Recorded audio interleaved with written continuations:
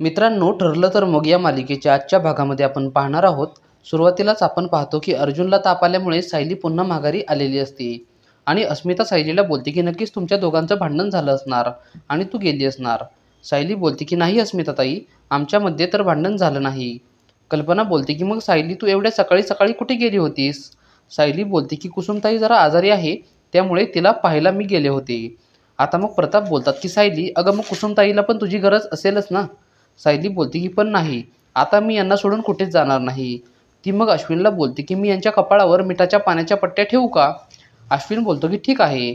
आता मग सायली खाली जाऊ लागते, तर मग अर्जुन तिचा हात पकडतो. कल्पना बोलते की मी जाऊन पट्ट्या आणते आणि मग ती अस्मिताला घेऊन खाली निघून जाते. आता मग प्रताप सायलीला बोलतात की काही लागलं ना तरी पण हक्काने सांग, आणि मग अश्विन आणि प्रताप दोघे पण खाली निघून जातात. इकडे आता चैतन्य घरी एकटाच असल्यामुळे तो साक्षी आणि महिपतच्या रूमची झडती घ्यायचं ठरवतो आणि मग तो सगळ्या घरांमध्ये कुठे काही आहे का ते पाहू लागतो. त्याला महिपतच्या रूममध्ये गन्स आणि काही हत्यारे सापडतात. तो त्या सगळ्यांचे फोटो काढून घेतो. चैतन्याला मात्र सगळी हत्यारे पाहून जाणवतं की तो कसल्या माणसांसोबत राहत आहे आणि मग या सगळ्यामुळे साक्षी आणि महिपत दोघेजण चांगलेच अडकतील ना असं त्याला वाटतं. हे सगळं चालू असताना साक्षी देखील बाहेर आलेली असते. चैतन्य मग साक्षीच्या रूममध्ये जाऊन फाईल चेक करत असतानाच साक्षी रूममध्ये येते.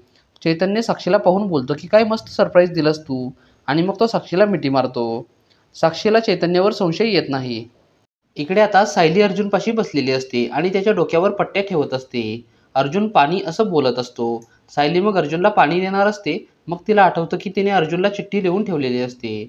आता मग ती चिठ्ठी घरच्यांना सापडली असेल तर काय होईल असं तिला वाटतं आणि मग ती चिठ्ठी शोधू लागते. तर मग बेडच्या खाली चिठ्ठी असते. ती चिठ्ठी मग सायली लपवून ठेवते. आता मग तिने अर्जुनला पाणी पाजल्यावर अर्जुनला शुद्ध येते. सायली मग सर्वांना बोलावते. अर्जुनला शुद्ध आल्यावर सर्वांना फार आनंद होतो. कल्पना बोलते की सायली तू बाहेर गेली तर तुझ्या नवऱ्याला लगेच ताप आला आणि तू घरी परत आलीस तर तो लगेच बरा पण होऊ लागला. अश्विन बोलतो की आता इंजेक्शनचा असर दादावर झालेला दिसतोय.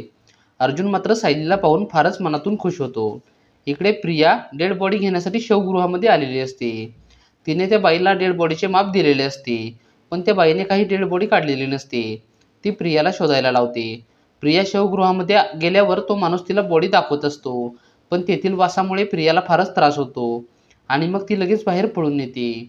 डेड बॉडीची आयडिया उगाच सुचली असं तिला वाटू लागतं. इकडे आता संध्याकाळी सायली झोपण्याची तयारी करत असते, तर मग अर्जुन तिच्याबरोबर बोलण्याचा प्रयत्न करत असतो. सायली त्याला बोलते की तुमची तब्येत बरोबर नाही, तुम्ही जरा आराम करा. आता मग सायली पाणी पित असताना अर्जुन सायलीला बोलतो की बायको, मला तुला प्रपोज करायचे आहे. सायली मात्र आता फार शॉक होते. अर्जुन मग सायलीला बोलतो की तसं नाही, मला तुमच्यासोबत एक आयडिया सांगायची आहे. आणि मग तो सायलीला बोलतो की अजून मधुभाऊंची केस संपलेली नाही, त्यामुळे मधुभाऊंची केस जिंकेपर्यंत तुम्ही इथेच राहावं असं मला वाटतं. सायली बोलते की तुमचं हे प्रपोजल मला मान्य आहे. आणि मग अर्जुनला फारच आनंद होतो. सायली आणि अर्जुन दोघे पण मनातून फारच आनंदी होतात आणि मग दोघे जण मधुभाऊंची केस जिंकल्यानंतर एकमेकांना प्रपोज करायचं ठरवतात आणि इतक्यात एपिसोड संपतो.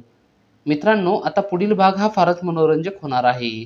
पुढील भाग पाहण्यासाठी व्हिडिओला लाईक करा आणि चॅनेलला सबस्क्राईब करायला विसरू नका. धन्यवाद.